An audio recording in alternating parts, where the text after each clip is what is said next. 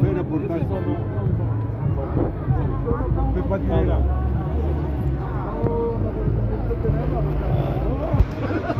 Ce manque de fierté-là, moi je crois qu'en fait il est dû au fait que nous ne sommes pas assez cohérents avec nos valeurs. Donc je suis là pour rappeler qu'il y a un principe de cohérence, un principe d'intégrité, un principe de dignité qui doit être davantage respecté. La diaspora, il se trouve à la place de Trocadéro pour faire une marche jusqu'à l'ambassade du Comore. Oui. Parce que ces dernières années, il y a des viols sans précédent au Comore pour les jeunes, des enfants de moins de 2 ans, qui sont violés par les adultes.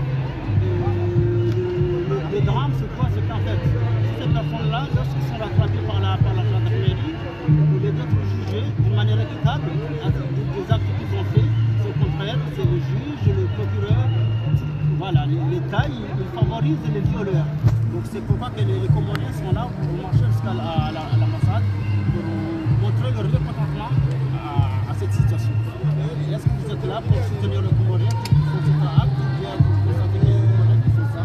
Ils sont à l'erreur. Déjà, si vous voulez, pour être là, alors qu'il faut quoi, 41 degrés, 42, 43 pour être au soleil, pour être de marcher, il faut être sacrément déterminé et il faut avoir de bonnes raisons. Donc j'ai de bonnes raisons moi de croire que ce que vous dites est vrai. Ensuite, ce que vous dites me fait penser un peu ce qui se passe au Gabon. J'ai eu l'occasion de m'exprimer sur la situation au Gabon et là-bas on décrit aussi des choses ignobles. Des enfants qui se font arracher le cœur vivant, qui se font arracher la langue vivant parce que une espèce de satanistes qui pensent qu'ils vont pouvoir utiliser l'énergie vitale. Et j'ai l'impression que vous décrivez quelque chose d'assez similaire, c'est-à-dire un pouvoir en place qui est fondamentalement illégitime, qui est fondamentalement injuste, qui est fondamentalement en disharmonie avec son peuple. Et cette disharmonie-là qui est à la tête de l'État, après se traduit ensuite dans des comportements inacceptables sur la base. Si vous voulez, on dit souvent le principe d'exemplarité, une fois qu'il n'est pas respecté, il est après tout d'élite. Donc si le patron, si je puis dire, il est un mauvais exemple, après c'est normal que le reste du peuple... Donc si ce que vous dites est vrai, moi j'y vois un lien de cause à effet. À ce moment-là, une façon de rétablir une harmonie, quelque chose de plus juste, effectivement, ça serait de remettre en place un système qui est plus juste avec un gouvernement plus juste. C'est surtout, je pense que c'est un devoir à plusieurs titres, parce que je m'exprime ici à plusieurs niveaux, c'est ce que je disais hier lors de l'interview. On peut s'exprimer sur le plan des principes, sur ce qui devrait être. Et après, ce qui est intéressant, c'est de voir que lorsqu'on respecte ces principes fondamentaux, on en tire des bénéfices. La France aujourd'hui est confrontée à un problème d'immigration, par exemple, en particulier à Mayotte, mais d'où est-ce que ça vient cette immigration massive? Parce que les gens quittent un enfer pour essayer d'être, non pas dans un paradis, parce qu'en France c'est pas encore un paradis, mais c'est quand même déjà beaucoup moins infernal. Donc si les gens se barrent de chez eux, c'est parce que c'est tellement intenable. Donc une des façons de résoudre ce problème d'immigration, parce que moi je n'ai rien contre l'immigration a priori, mais si cette immigration-là n'est pas maîtrisée, permettant d'accueillir les gens correctement, dignement, et les intégrer dans un processus productif et intégrant, eh bien, il faut régler le problème. Et donc, si vous voulez, l'avantage en respectant ces principes-là, c'est que ça résoudra aussi des problèmes d'immigration auxquels la France est confrontée, en particulier à Mayotte.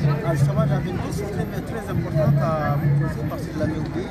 Parce qu'en réalité, le litige, le vrai problème de ce problème qui se présente au Comores maintenant, parce que ces dernières années, ils ont découvert qu'il y a du pétrole, de grandes quantités de pétrole. Donc, on sait très bien que l'actuel président, soi-disant ex-président, lui fait se pérenniser pour profiter de ce pétrole. Et la France, il constate qu'avec ce président qui est très naïf, la preuve, il est venu en France pour vendre l'île à Mayotte pour 150 millions, alors que même pas un joueur de foot, il ne coûte même pas 150 millions, alors qu'un soi-disant président, il s'est permis de vendre une île entière pour 150 millions. De qui parlez-vous? Je parle du président comorien. Il est venu en France pour faire des contrats comme quoi l'île Mayotte. Maintenant, il est complètement française.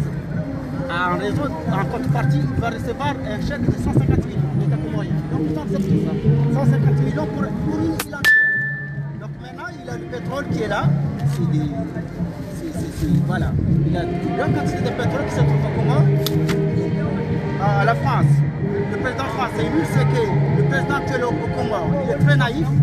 Donc il peut exploiter le pétrole avec une facilité parce que le président actuel, tout ce qui lui intéresse, c'est rester au pouvoir à vie. Et en contrepartie, les autres, il faut les protéger. Et en contrepartie, les autres aussi, il faut prendre la totalité du pétrole. Au final, le Comore va se trouver toujours à la pauvreté jusqu'à la fin de sa vie. Alors que pensez-vous de cette situation? Parce que la France, là, ils ont une grande responsabilité de laisser un pays entier souffrir. Alors que ces pays-là, maintenant, sont les moyens économiques pour pouvoir surmonter leurs défis, les problèmes qu'ils en ont. Mais malheureusement, la France va soutenir un dictateur pour pouvoir extraire le pétrole, prendre la totalité du pétrole et donner quelques miettes à l'État comorien, au peuple comorien. Voilà, que pensez-vous de ça? Là, moi, j'ai envie d'articuler ce qu'a précisé Comores avec l'ensemble de ce que je dis pour l'ensemble des pays francophones qui souffrent éventuellement de situations similaires, savoir d'une dictature ou d'une tyrannie, avec une économie qui est atrophiée. C'est que si nous mettons sur le plan du principe de respect de la souveraineté des peuples, eh bien, il va y avoir une nouvelle croissance qui va émerger.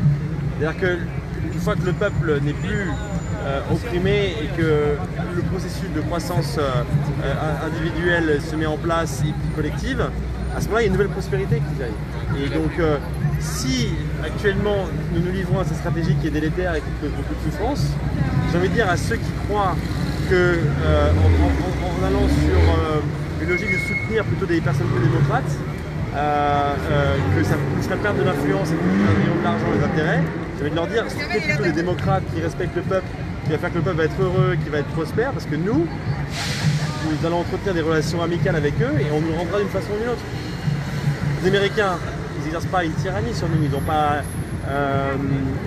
soutenu un dictateur ou un tyran, et pourtant nous leur achetons quasiment toute leur culture, parce qu'il y a une relation d'amitié, ils sont venus nous libérer, etc. Donc si nous sommes aussi des Français qui libérons au contraire les peuples, favorisons ces processus de libération, eh bien je sais qu'on nous le rendra.